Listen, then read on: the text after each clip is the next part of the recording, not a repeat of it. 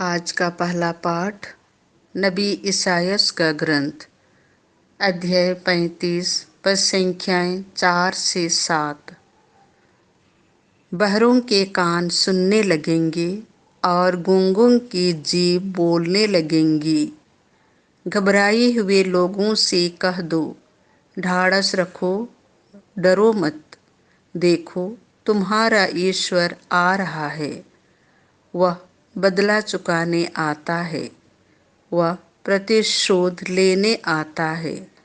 वह स्वयं तुम्हें बचाने आ रहा है। अंधों की आंखें देखने और बहरों के कान सुनने लगेंगे। लंगड़ा हिरन की तरह छलांग भरेगा और गूंगे की जीभ आनंद का गीत गाएंगी। मरुस्थल में जल की धाराएं फूट निकलेंगी। रेतीली मैदानों में नदियां बह जाएंगी। सूखी भूमि झील बन जाएगी और प्यासी धरती में झरने निकलेंगे। यह प्रभु की वाणी है। आज का दूसरा पाठ संत याकूब का पत्र अध्याय 2 पद संख्या 1 से 5। क्या ईश्वर ने राज्य के उत्तराधिकारी बनने के लिए दरिद्रों को नहीं चुना है? भाइयों, आप लोग हमारे महिमान्वित प्रभु यीशु मसीह में विश्वास करते हैं, इसीलिए भेदभाव और चपलूसी से दूर रहिए। मान लीजिए कि आप लोगों की सभा में सोने की अंगूठी और कीमती वस्त्र पहने कोई व्यक्ति प्रवेश करे और साथ ही फटे पुराने कपड़े पहने कोई कंगाल।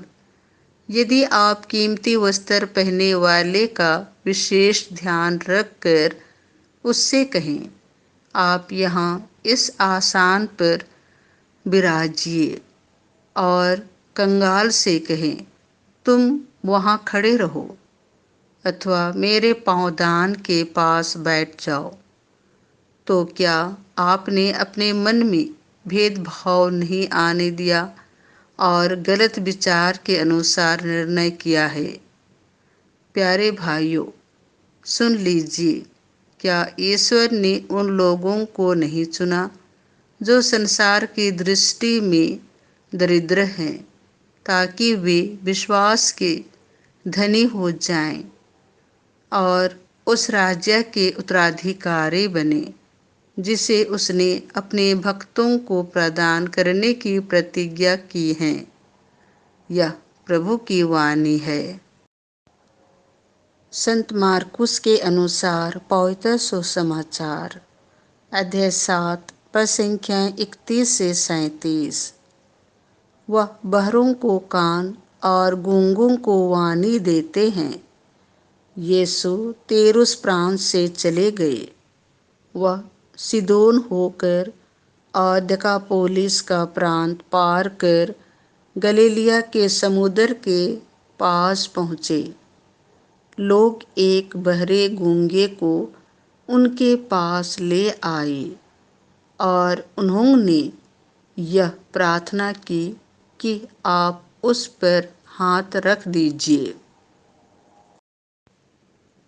यीशु ने उसे भीड़ से अलग एकांत में ले जाकर उसके कानों में अपनी उंगलियां डाल दी और उसकी जीभ पर अपना थूक लगाया।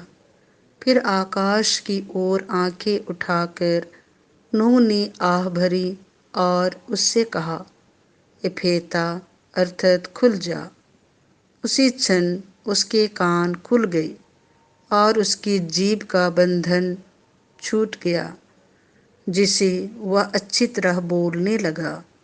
यीशु ने लोगों को आदेश दिया कि वे यह बात किसी से नहीं कहें, परंतु वह जितना ही मना करते थे, लोग उतना ही इसका प्रचार करते थे। लोगों के आश्चर्य की सीमा ना थी। वे कहते रहते थे, वह जो कुछ करते हैं अच्छा ही करते हैं। वह बहरों को कान और गूंगों को वाणी देते हैं। यह प्रभु का सुसमाचार है।